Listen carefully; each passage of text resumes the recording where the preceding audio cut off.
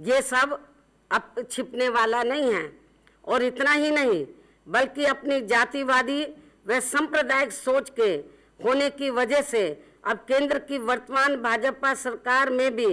यहाँ हर स्तर पर खासकर दलितों, पिछड़ों व अल्पसंख्यकों का काफ़ी ज़्यादा शोषण व उत्पीड़न हो रहा है, जिससे दुखी होकर अब इन वर्गों के लोग इस पार्टी का नाम लेना तक भी पसंद नहीं करते हैं। ऐसी स्थिति में अब ये भारतीय जनता पार्टी खासकर दलित वर्ग के लोगों को अपनी ओर रिझाने के लिए इनके मसीहा परम पूज्य बाबा साहब डॉक्टर भीमराव अंबेडकर का अक्सर किसी न किसी रूप में गुणगान ही करती रहती है। लेकिन इस मामले में बीजेपी व खासकर प्रधानमंत्री श्री नरेंद्र मोदी को इनके इन अनुयायियों को इतना नासमझ व सीधा साधा आदि नहीं समझना चाहिए कि ये लोग बीजेपी व अन्य किसी भी विरोधी पार्टी के द्वारा बाबा साहब डॉक्टर भीमराव अंबेडकर का केवल नाम इस्तेमाल करने से या फिर उनके जीवन से जुड़े कुछ स्थानों को स्मारक व संग्रहालय आदि में परिवर्तित करने की मात्र घोषणा करने से या फिर इनके घरों में जाकर उनके साथ खाना आदि खाने से भी इनके बहकावे में आ जाएंगे, क्योंकि इन्हें अपने इन महापुरुषों व इनके बताए हुए रास्तों पर चल रही अपनी पार्टी अर्थात बीएसपी के अथक प्रयासों से अब ये काफ़ी कुछ ज्ञान हो चुका है कि विरोधी पार्टियों के इन सब हथकंडों से बाबा साहब डॉक्टर भीमराव अंबेडकर के अनुयायियों का अर्थात इनके अपने दलित वर्ग के लोगों का पिछड़ापन व सामाजिक शोषण व उत्पीड़न आदि खत्म होने वाला नहीं है। अर्थात अब इस समुदाय के लोग अपने समाज पर आए दिन हो रहे अन्याय, अत्याचार व जातिवादी व्यवहार एवं सरकारी भेदभाव व उपेक्षा आदि से काफ़ी ज़्यादा दुखी व चिंतित भी हैं। और इस मामले में वर्तमान में केंद्र की भाजपा सरकार के चलते हुए ये लोग यहाँ दलित छात्र रोहित बेमुला कांड, गुजरात का दलित ऊना कांड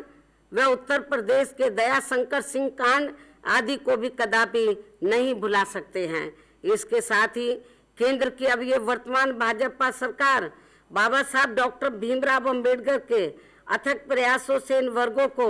भारतीय संविधान में मिले आरक्षण को व अन्य और कानूनी अधिकारों को भी अपने आरएसएस के एजेंडे के मुताबिक चलकर उन्हें अंदर अंदर निष्प्रभावी बनाने व खत्म करने के ही प्रयास में लगी हुई है। इसके साथ साथ इन वर्गों को सरकारी नौकरियों में मिले पदोन्नति में आरक्षण को भी इन्होंने अभी तक निष्प्रभावी ही बना के रखा हुआ है।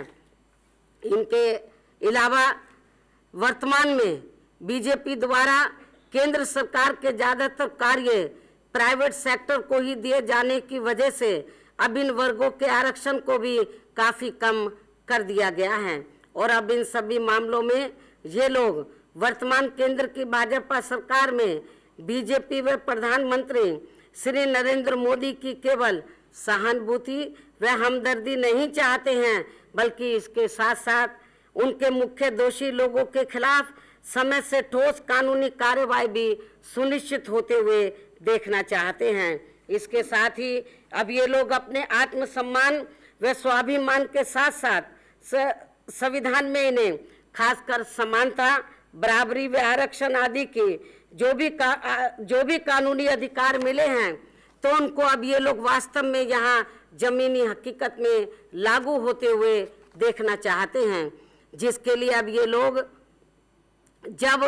अपनी पार्टी बीएसपी के माध्यम से अपने पैरों पर खड़े होने की पूरी कोशिश में लगे हैं, तो अब इन पर व बीएसपी के ऊपर भी यहाँ विरोधी पार्टियों के लोग जातिवादी होने का अक्सर ये गलत आरोप जानबूझकर ही लगाते रहते हैं, ताकि बीएसपी में दलितों के अलावा अन्य वर्गों के लोग ना जुड़ सकें। जबकि वास्तव में हमारी पार्टी ने अपने चारों शासनकाल के दौरान यहाँ दलितों के साथ साथ अन्य सभी वर्गों के हित व कल्याण का भी पूरा ध्यान रखा है।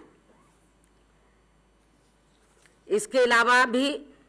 भाजपा व प्रधानमंत्री श्री नरेंद्र मोदी सरकार ज़्यादातर मामलों में कांग्रेस पार्टी व उसकी केंद्र की रही सरकार की तरह से ही जन अपेक्षा से विश्वासघात करने वाली ही सरकार साबित हुई है। और इस क्रम में इन्होंने अपनी सरकार की सत्ता के नशे में पुरानी स्थापित लोकतांत्रिक मान्यताओं व मर्यादाओं व परंपराओं को भी कुचला है,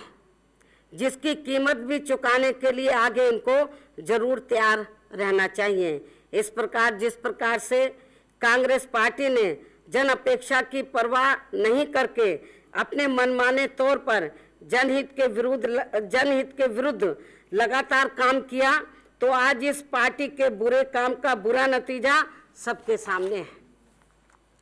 परंतु अब भाजपा व श्री नरेंद्र मोदी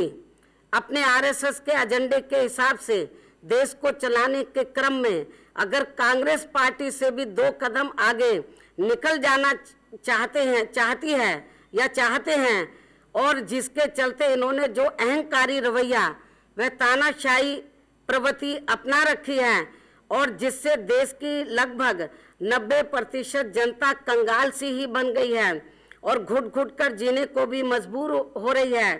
तो उसकी सजा के लिए भी इनको लोकसभा आम चुनाव से पहले ही वर्तमान में यहाँ उत्तर प्रदेश में हो रहे विधानसभा आम चुनाव में ही भुगतने के लिए तैयार रहना चाहिए। भाजपा व श्री नरेंद्र मोदी सरकार को कम से कम अब ये जरूर समझ लेना चाहिए कि यहाँ खासकर उत्तर प्रदेश में हो रहे विधानसभा आम चुनाव में ओपिनियन पोल व पोल सर्वे आदि को भी धन के बल पर मैनेज करने से तो कुछ समय के लिए इनका काम जरूर चल जाएगा, लेकिन इसका रिजल्ट आने के बाद नहीं। और इतना ही नहीं बल्कि नोटबंदी के जबरदस्त दुष्प्रभाव व उससे उत्पन्न जनपीड़ा से दुखी व पीड़ित देश के लगभग 90% गरीब, मजदूर, किसान, व्यापारी, कर्मचारी व अन्य मेहनतकश एवं मध्यम वर्गीय ईमानदार लोगों के जख्मों पर और ज्यादा नमक छिड़कते हुए ये कहना कि नोटबंदी का चुनाव पर कोई प्रभाव नहीं पड़ने वाला है, ये बीजेपी के लोग कहते हैं, क्योंकि इन पीड़ित लोगों ने अपनी नाराजगी व आक्रोश व्यक्त करने के लिए कहीं पर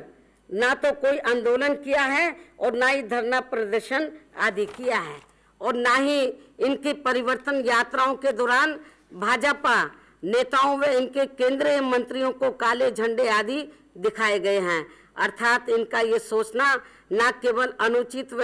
दुखदायी है, बल्कि ये पीड़ित लोगों के प्रति क्रूरता का प्रदर्शन भी है व खुलेआम इनका मजाक उड़ाना भी है, जिसका सही जवाब यहाँ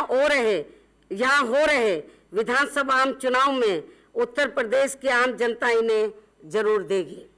और अब भाजपा व श्री नरेंद्र मोदी की सरकार का भी वही बुरा हाल खासकर यहाँ की जनता जरूर करेगी जो हाल उसने कांग्रेस पार्टी का किया है पूर्व में।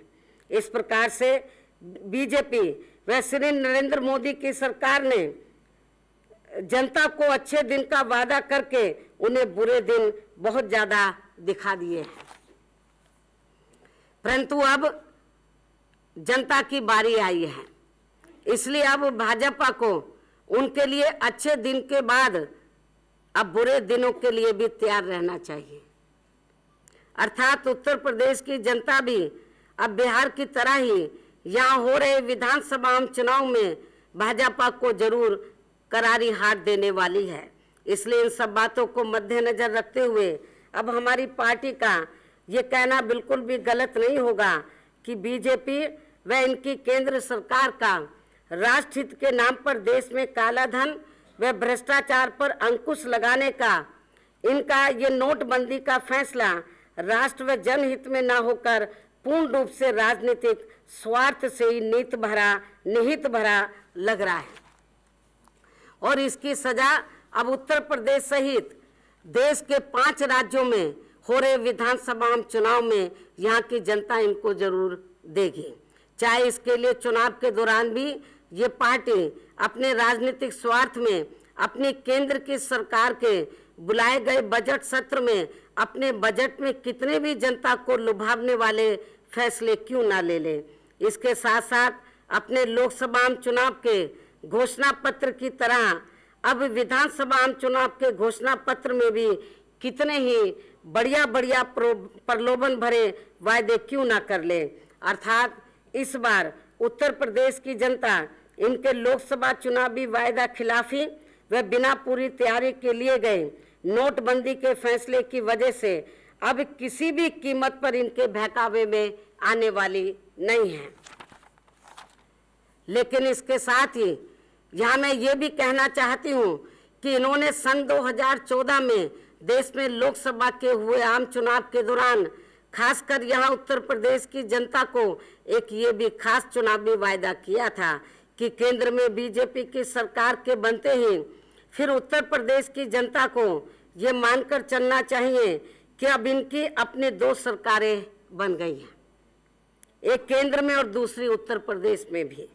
और तब फिर ऐसी स्थिति में अर्थात केंद्र में बीजेपी की सरकार के आते ही फिर प्रदेश के खासकर खराब व दयनीय हालत में चल रही कानून व्यवस्था को बहुत जल्दी ही दुरुस्त करवा दिया जाएगा, ये इन्होंने कहा था लोकसभा आम चुनाव के दौरान। और ऐसा ना होने की स्थिति में इन्होंने ये भी कहा था, और ऐसा ना होने की स्थिति में फिर यहाँ राष्ट्रपति शासन लगाने की दिशा में भी जरूरी कदम उठाए जाएंगे। लेकिन दुख की बात यह है कि इसमें भी प्रदेश की जनता को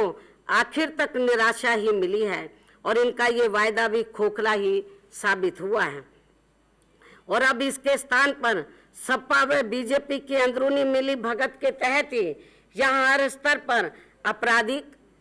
अराजक, भ्रष्ट, सांप्रदायिक व जंगल राज देखने के लिए मिल रहा है। वर्तमान सपा सरकार में किसकी वजह से? सपा और बीजेपी की अंदरूनी मिली भगत से, जिसकी खास वजह से ही पूरे प्रदेश में शुरू से ही यहाँ चोरी, डकैती, लूटमार, फिरौती, अपहरण, हत्या, महिलाओं का उत्पीड़न, सरकारी व गैर सरकारी जमीनों पर दबंग लोगों के कब्जे तथा आए दिन हुई सांप्रदायिक वारदातें भी काफी ज्यादा चरम सीमा पर घटित होती रही हैं। और वैसे भी समाजवादी पार्टी के बारे में ये बात सर्वविदित है कि सपा एक परिवारवादी व एक विशेष समुदाय तथा एक विशेष क्षेत्र की ही पार्टी होने के साथ साथ ये गुंडों, बदमाशों, माफियाओं, अराजक, भ्रष्ट व सांप्रदायिक तत्वों की ही खास पार्टी मानी जाती है, जिसके कारण शुरू से यहाँ पूरे प्रदेश में आपराधिक, अराजक, भ्रष्ट, सांप्रदायिक व जंगल राज ही चलता रहा है, जो अभी तक भी बरकरार है। लेकिन यह खास ध्यान देने की बात यह है कि अभी सरकार के ऐसे दागी चेहरे, अभी सरकार के वर्तमान सपा सरकार के ऐसे दागी चेहरे के अर्थात अखिलेश के नाम पर इस पार्टी के व इनके गठबंधन दल कांग्रेस पार्टी के लोग भी प्रदेश की जनता से चुनाव में वोट मांग रहे हैं, ऐसे दागी चेहरे के नाम पर। लेकिन अब इसका सही फैसला इस चुनाव में प्रदेश की जनता को ही करना है कि क्या वे फिर से ऐसे दागी चेहरे को प्रदेश का मुख्यमंत्री बनाना चाहेंगे, जिसके राज में खासकर यहाँ मुजफ्फरनगर व दादरी कांड तथा मथुरा व बुलंदशहर कांड आदि ये भीषण कांड घटित हुए हैं,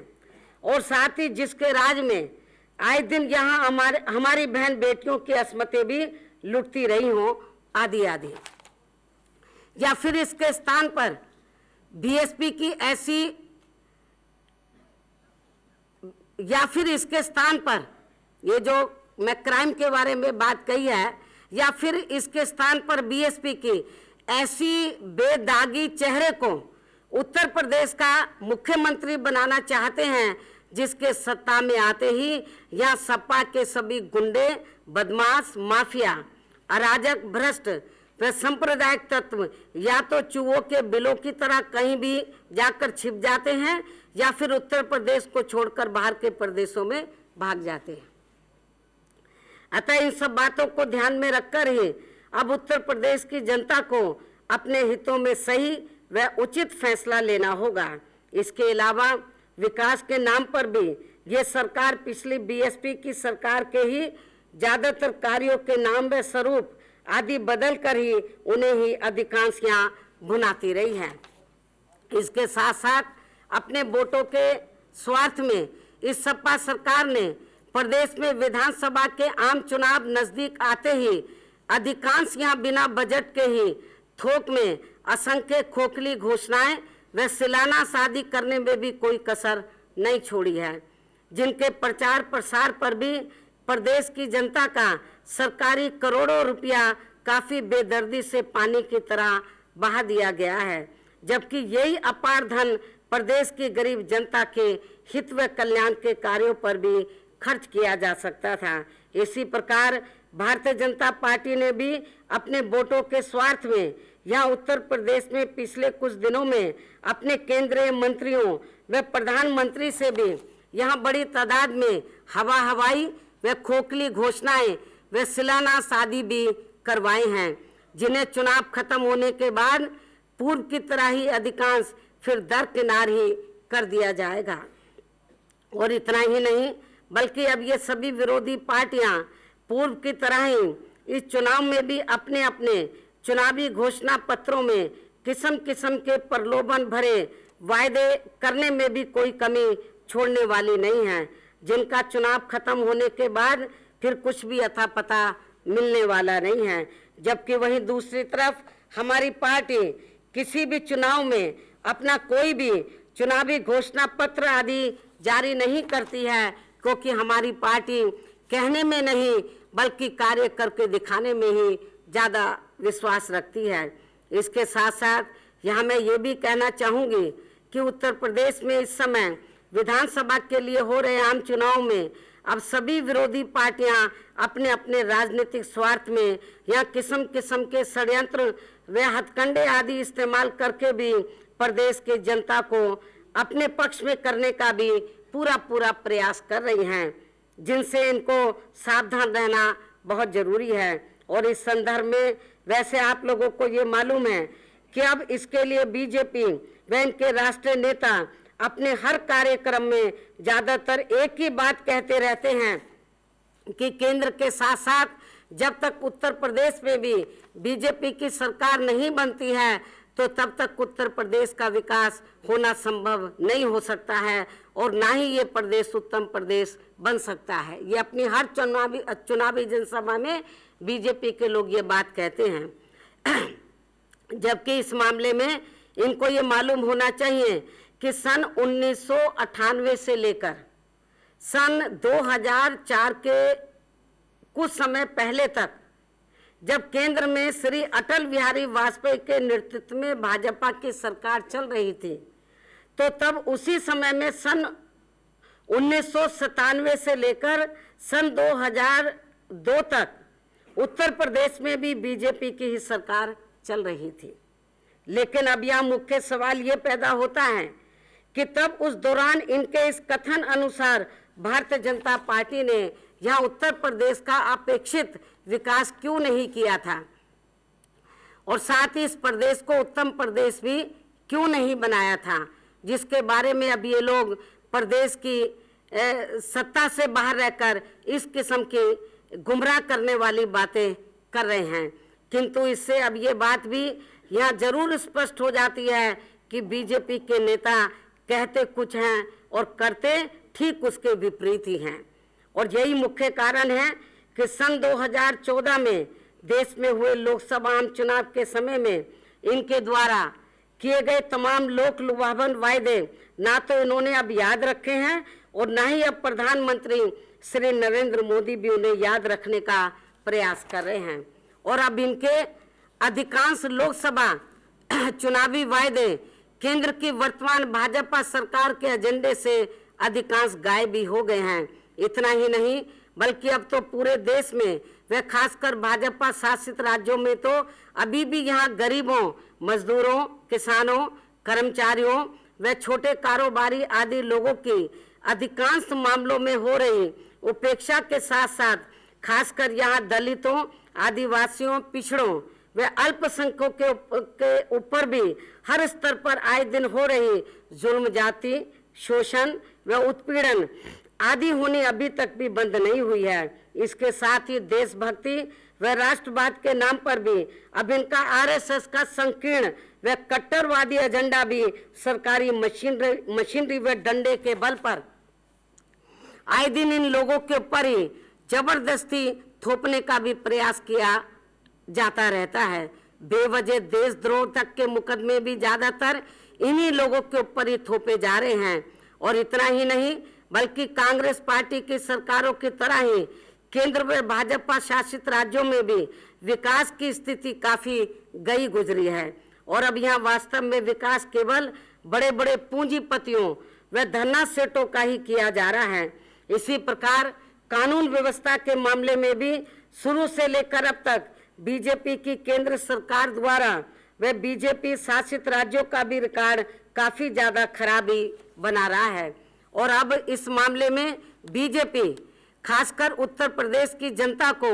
जो यहाँ बेहतरीन कानून व्यवस्था देने की भी बढ़िया बढ़िया बातें कर रही है, तो इनको ये सब बातें करने से पहले यहाँ दिल्ली की भी खराब कानून व्यवस्था के बारे में भी जरूर बताना चाहिए, जो इनकी अपनी केंद्र की सरकार के ही अधीन है। इसके साथ साथ उत्तर प्रदेश की जनता ने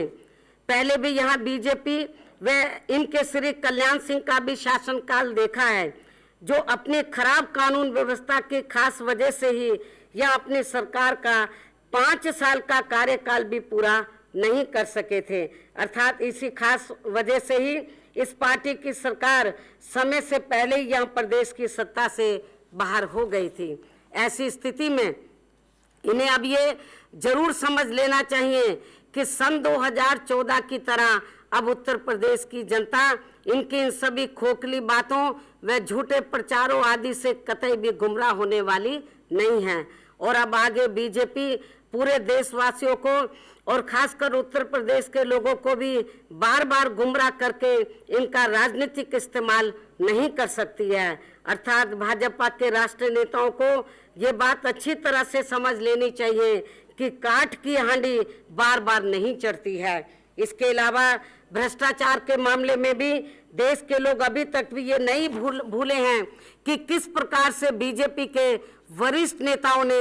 महाभ्रष्टाचारी की श्रेणी में आने वाले खासकर ललित मोदी व विजय माल्या आदि की मदद की है, जिसके तहत ही इनकी केंद्र की सरकार ने इन दोनों को विदेश भी भगा दिया है। और अब ये लोग उन्हें काले धन की तरह ही आज तक भी विदेश से अपने देश में वापस नहीं ला पाए हैं। इसके साथ साथ भाजपा शासित राज्यों में भी हो रहे घोटालों की और उसमें भी खासकर मध्य प्रदेश के खूनी व्यापम घोटाले की तरफ भी देखकर इनको अपने गिरेबान में भी जरूर खुद झांक लेना चाहिए। तब फिर इनको भ्रष्टाचार के मामले में अपने विरोधियों पर कोई हमला बोलना चाहिए। इसलिए इन सब बातों को ध्यान में रखकर अब इस भारतीय जनता पार्टी को भी यहाँ उत्तर प्रदेश की सत्ता में आने से रोकना बहुत जरूरी है। लेकिन यहाँ वर्तमान में खासकर सपा व कांग्रेस पार्टी की खराब एवं दयनीय हालत को देखते हुए अब ये दोनों पार्टियां अलग अलग से चुनाव लड़के, मैं इस बात को दोहराना चाहती हूँ, इसलिए इन सब बातों को ध्यान में रखकर अब इस भारतीय जनता पार्टी को भी यहाँ उत्तर प्रदेश की सत्ता में आने से रोकना बहुत जरूरी है। लेकिन यहाँ वर्तमान में खासकर सपा व कांग्रेस पार्टी की खराब एवं दयनीय हालत को देखते हुए अब ये दोनों पार्टियां अलग अलग से चुनाव लड़के या फिर गठबंधन आदि करके भी इस भारतीय जनता पार्टी को यहाँ सत्ता में आने से नहीं रोक सकती हैं। अर्थात इसके लिए दोनों पार्टियां कतई भी सक्षम नहीं हैं। और वैसे भी इस समय प्रदेश में विधानसभा के आम चुनाव घोषित होने से पहले ही सपा परिवार में आपसी वर्चस्व को लेकर मचे घमासान की वजह से भी अब यहाँ इस पार्टी का अपना परंपरागत व बेस वोट 2 खेमों में अर्थात अखिलेश व शिवपाल के खेमे में ही बटकर रह जाएगा। ऐसे हालातों में चाहे ये दोनों खेमे अलग अलग से चुनाव लड़ें या इकट्ठा होकर चुनाव लड़ें या फिर कांग्रेस पार्टी व लोकदल आदि के साथ भी गठबंधन करके ये चुनाव लड़ें। लेकिन इन सभी स्थिति में सपा के ये दोनों खेमे खुद अपना अपना चुनाव जीतने के लिए नहीं, बल्कि ये दोनों खेमे एक दूसरे को हराने के लिए ही ये चुनाव लड़ने वाले हैं। और अब ऐसे में इनका ये अपना परंपरागत वोट व बेस वोट दो जगह बंटने की वजह से फिर इसका काफी कुछ सीधा लाभ बीजेपी को ही पहुंच सकता है, जिसे रोकने के लिए वर्तमान में बीएसपी ही एकमात्र ऐसी सक्षम पार्टी है जिसका अपना परंपरागत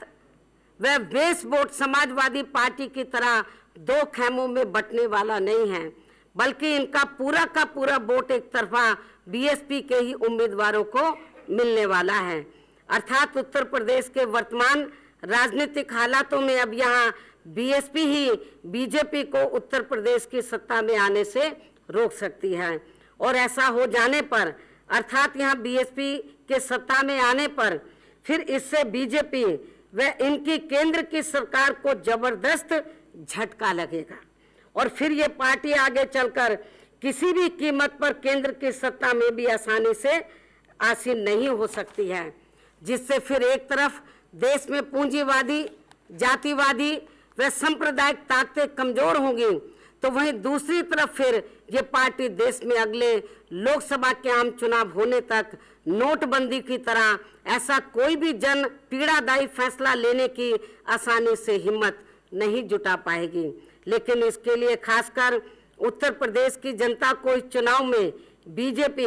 व अन्य सभी विरोधी पार्टियों के षड्यंत्रों व हथकंडों से तथा इनके प्रलोभन भरे चुनावी घोषणा पत्रों से भी सावधान रहना बहुत जरूरी है। इसके अलावा देश में खासकर कांग्रेस, बीजेपी व इनकी अन्य सभी सहयोगी पार्टियां भी जो अधिकांश यहाँ बड़े बड़े पूंजीपतियों व धन्ना सेठों की ही हितकारी पार्टियां मानी जाती हैं, और इस मामले में अब नंबर 1 पर हमें बीजेपी ही नजर आ रही है,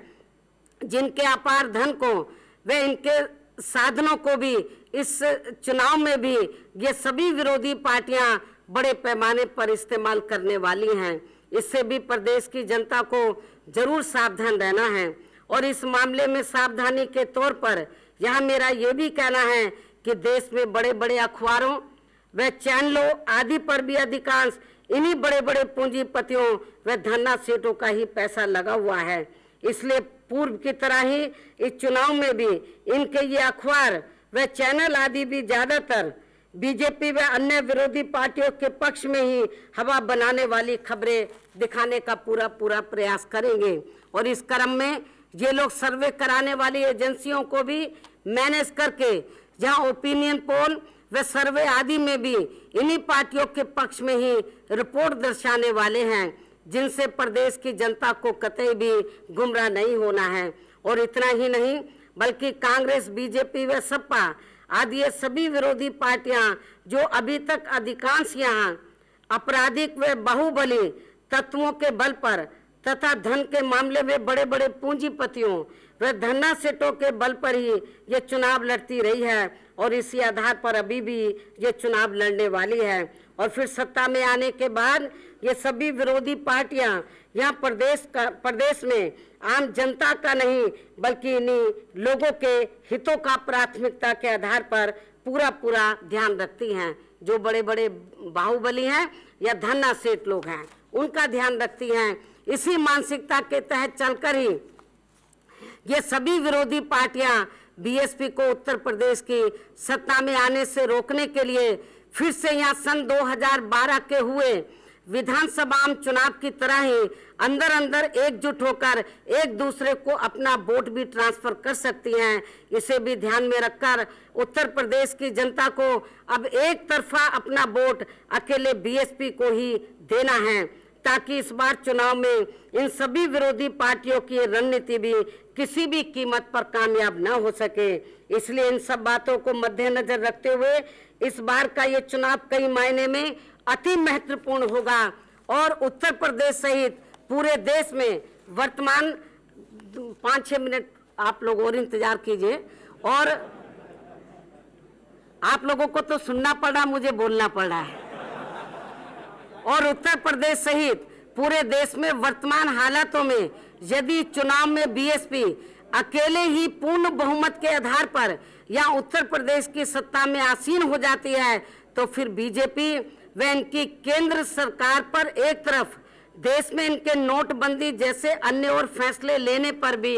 कुछ हद तक जरूर रोक लग जाएगी, और वहीं दूसरी तरफ यहाँ उत्तर प्रदेश में समाजवादी पार्टी के गुंडों, बदमाशों, माफियाओं, अराजक, भ्रष्ट व सांप्रदायिक तत्वों के जंगल राज का भी फिर पूरे तौर से जरूर सफाया हो जाएगा। कब? जब बीएसपी यहाँ सत्ता में आ जाती है। और फिर यहाँ पूरे प्रदेश में हमारी बहन बेटियां भी अपने किसी भी जरूरी कार्य से दिन छिपे के बाद भी अकेले ही बाहर आ जा सकती हैं। और इसके साथ ही फिर पूरे प्रदेश में सर्व समाज में से खासकर गरीब, दलित, पिछड़े, अल्पसंख्यक, बुजुर्ग व महिलाएं, छात्र एवं नौजवान आदि के साथ साथ यहाँ किसान, मजदूर, कर्मचारी, वकील, व्यापारी वे अन्य विभिन्न क्षेत्रों में लगे लोग भी काफी हद तक खुशहाल नजर आएंगे। और खासकर वर्तमान में नोटबंदी से सबसे ज्यादा परेशान हालत में चल रहे गन्ना किसानों की बकाया पड़ी धनराशि को भी फिर बहुत जल्दी भुगतान करवाया जाएगा, और साथ ही इनको गन्ना व अन्य और फसलों का भी उचित दाम दिलवाया जाएगा। इतना ही नहीं बल्कि बीएसपी की सरकार में विकास व उत्थान के मामले में वैसे तो सर्व समाज के हितों का पूरा ध्यान रखा जाएगा, लेकिन मेरी पूर्व की रही सरकारों की तरह इस बार भी हर मामले में प्राथमिकता पहले यहाँ प्रदेश में सर्व समाज में से खासकर उन गरीबों, दलितों, आदिवासियों, पिछड़ों व अल्पसंख्यक समाज के लोगों को ही दी जाएगी, जिनकी पूर्व की सरकारों में व वर्तमान सपा सरकार में भी उनकी पूंजीवादी, जातिवादी व सांप्रदायिक सोच के कारण हर स्तर पर काफी ज्यादा उपेक्षा की गई है। इसके साथ साथ प्रदेश में बिजली, पानी, सड़क, स्वास्थ्य व अन्य रोजमर्रा की जरूरतों को भी समय से पूरा कराने की तरफ भी विशेष ध्यान दिया जाएगा। और साथ ही मेरी पिछली सरकारों में जनहित व कल्याण की जो भी नई योजनाएं शुरू की गई थी तो उन्हें भी फिर से चलाया जाएगा, तथा वर्तमान में सपा सरकार ने अपनी जातिवादी व राजनीतिक द्वेष की वजह से जिन जिलों, संस्थानों व योजनाओं आदि के नाम बदल दिए हैं तो उन्हें भी फिर से बहाल किया जाएगा। इसके अलावा मेरी सरकार में सपा सरकार की तरह प्रदेश के गरीब व बेरोजगार लोगों को बेरोजगारी भत्ता नहीं बल्कि उन्हें सरकारी व गैर सरकारी क्षेत्रों में स्थायी रोजगारी उपलब्ध कराए जाएंगे। और साथ ही अब प्रदेश में गरीब व जरूरतमंद लोगों को लैपटॉप व मोबाइल आदि देने की बजाय उन्हें सीधे तौर पर नगद आर्थिक मदद ही दी जाएगी, ताकि वो अपने हिसाब से अपनी प्राथमिक व खास जरूरतों को पूरा कर सके। इसके साथ साथ अब उत्तर प्रदेश में आगे नए स्मारक व संग्रहालय आदि भी नहीं बनवाए जाएंगे, क्योंकि ये सभी कार्य मेरी पिछली रही सरकारों में ही पूरे किए जा चुके हैं। अर्थात इस बार मेरी पूरी ताकत हर स्तर पर यहाँ प्रदेश की जनता को सुरक्षित रखने व उन्हें विकसित करने की तरफ ही लगाई जाएगी। साथ ही प्रदेश व जनहित के केंद्र से जुड़े कार्यों को भी पूरा कराने के लिए फिर से पैरवी की जाएगी। इसके अलावा वर्तमान सपा सरकार में हर स्तर पर व्याप्त भ्रष्टाचार को भी खत्म करने के लिए या फिर से ठोस व बुनियादी कदम उठाए जाएंगे। और इतना ही नहीं बल्कि वर्तमान सपा सरकार के सभी बड़े बड़े आर्थिक फैसलों की व सरकारी भर्ती आदि की भी जरूर जांच करवाई जाएगी। इसके साथ साथ प्रदेश के विकास व उत्थान के मामले में भी खासकर यहाँ पूर्वांचल व उत्तराखंड क्षेत्र का प्राथमिकता के आधार पर पूरा ध्यान रखा जाएगा। इस प्रकार प्रदेश में इस बार भी यहाँ सर्वजन हिताय व सर्वजन सुखाय की नीतियों पर आधारित इस सरकार चलाई जाएगी, जिसकी वर्तमान में प्रदेश की जनता को काफी सख्त जरूरत भी है। इन्हीं जरूरी बातों के साथ ही अब मेरा यही कहना है कि यदि इस चुनाव में उत्तर प्रदेश के लोगों ने हर प्रकार की सावधानी बरतते हुए यहाँ प्रदेश में बीएसपी की अकेले ही पूर्ण बहुमत की सरकार बना ली तो फिर यही मेरे लिए आज इन लोगों का मेरे जन्मदिन का बहुत बड़ा कीमती तोहफा ही होगा। इसी प्रकार उत्तराखंड व पंजाब में भी यदि इस बार हमारी पार्टी के लोगों ने वहां पहले से बेहतर रिजल्ट दिखा दिया तो फिर उनका भी मेरे जन्मदिन के लिए यही कीमती व खास तोहफा भी होगा। और अब मैं अंत में अपने जन्मदिन को मनाने वाले पूरे देश भर के अपने सभी अनुयायियों का व शुभ चिंतकों का भी पुनः आभार व्यक्त करते हुए अपनी पुस्तक का विमोचन भी करती हूँ। लेकिन इस पुस्तक को चुनाव खत्म होने के बाद ही पार्टी व आप लोगों को भी तभी पढ़ने के लिए दिया जाएगा, अभी नहीं। पहले मेरा काम पूरा होने दो ना।